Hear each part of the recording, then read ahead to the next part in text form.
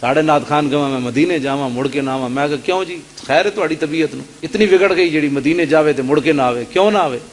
سنڈیا چاہ کے واپس دین دا کام کر. ہاں جی حضور دے دین دا گلی محلے کام کنے کرنا ہے؟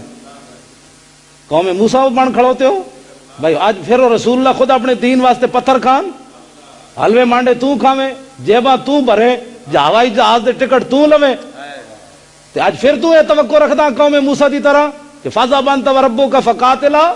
یہود و نصارہ دی اکھاں چکھاں کنے پانیاں, انہاں نو کس نے للکارنا ہے کہ اوے حضور کے غلام ابھی زندہ ہے.